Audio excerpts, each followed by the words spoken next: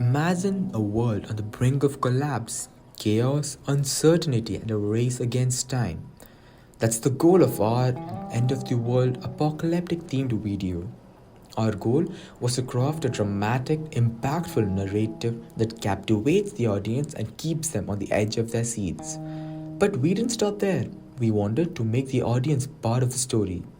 Through the puzzles and riddles, we created an interactive, immersive experience where viewers had to solve challenges to progress to the final stage, to find the vaccine.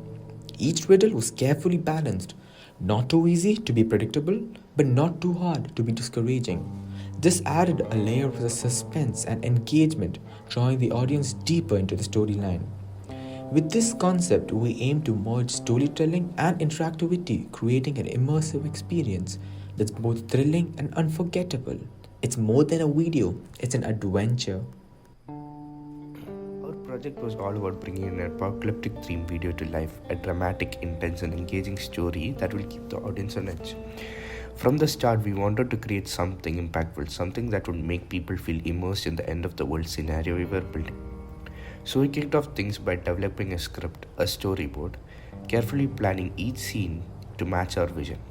Once we had our foundation, we mapped out our shots, then chose a filming location and started shooting.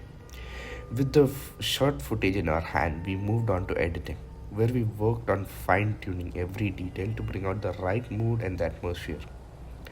But of course, things did not go as smoothly as we hoped. We had run into several challenges during this period.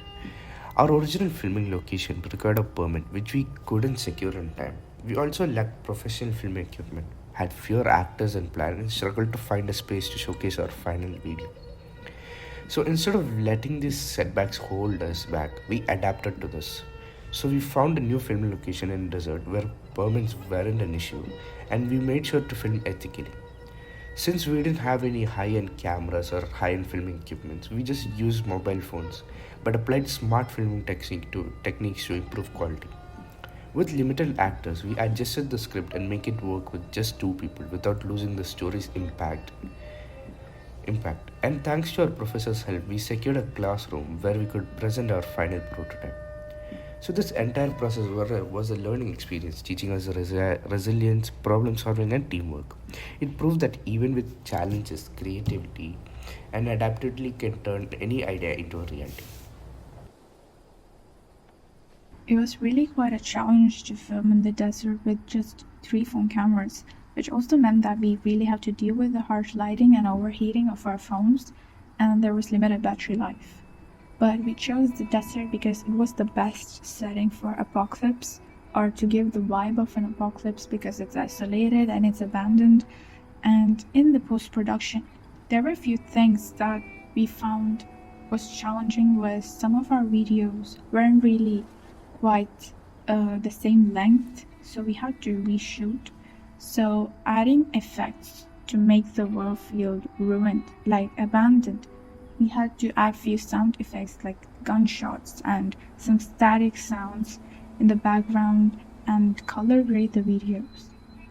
We made sure that we are not gonna overdo it so that, it doesn't feel more harsher than it actually is. And the immersive exhibit also brought its own challenges, like designing the puzzle.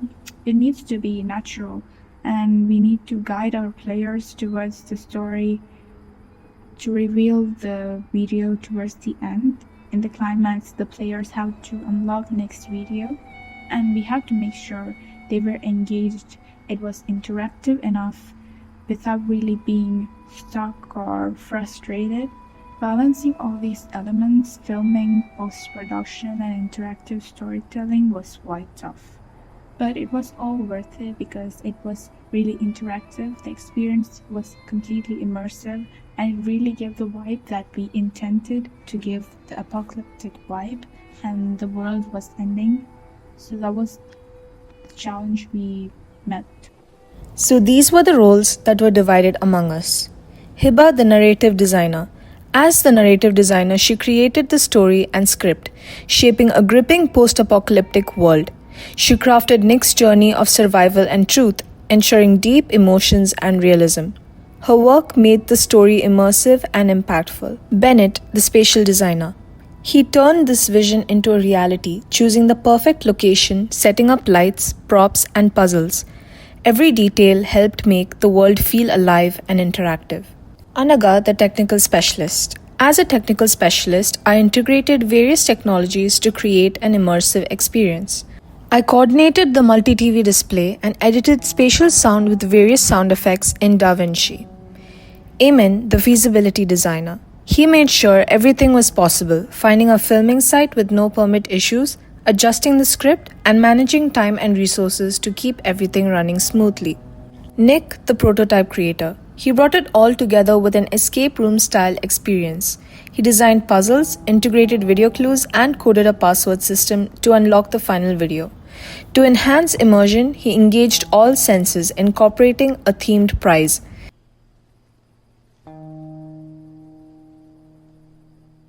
The concept of the exhibition is to have an escape room where the player solves a series of puzzles to get passwords, unlocks a video in the style of lost footage that gives them the location of the prize. The first puzzle starts before the player enters the main room of the immersive experience. It's a Morse code cipher, and the player is also provided with a Morse code cheat sheet. The aim of all these puzzles is to get a password. Once the player solves the Morse code, they're provided with the password to enter the main part of the escape room. At first, all the lights in the escape room are red, and with each puzzle that the player solves, they turn green in the direction that the player is supposed to move in. Once the player enters the escape room, the red lights guide them to the next puzzle, which is a newspaper clipping where they have to notice that some words are in bold text and use the first word of each highlighted text to get the password. Once they get the correct password from the newspaper clipping, the lights around them turn green and they move on to the next puzzle. The next puzzle is a lab report written by one of the scientists in this apocalyptic world. The lab report follows the overall theme of the experience, which is an apocalypse caused by a virus. The overall theme of the lab report is part of the clue that helps the player figure out the password. They are also given letters that are scattered throughout the puzzle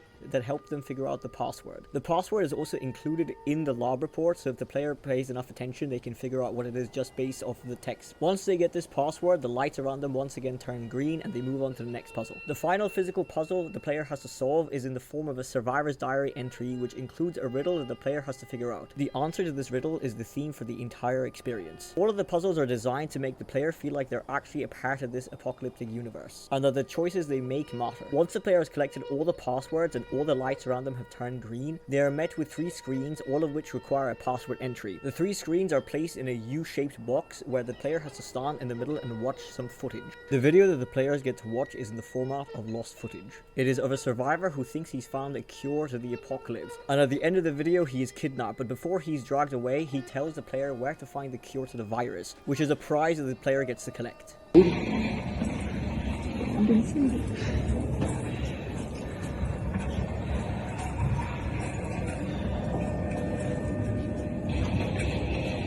anyone is hearing this, please give us some time.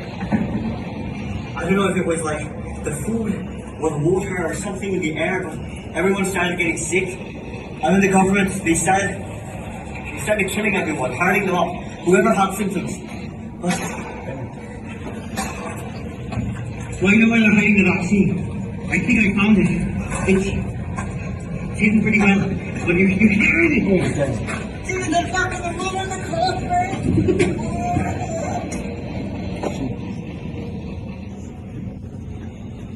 To make the prize fit with the overall theme of the experience, the final prize is quote-unquote a vaccine, which is some chocolate, candy, and Mountain Dew. The entire escape room experience is meant to capture and engage all 5 senses of the player. The main part of the exhibition immerses the player with sound, light, and physical paper that the puzzles are written on. Then, the prize at the end is supposed to engage their sense of smell and their sense of taste. The entire goal of the escape room is to make the player feel like they are in a dire situation in this apocalypse, and they have to find a way to stop it or cure it, and thus make them feel like they're part of the entire universe.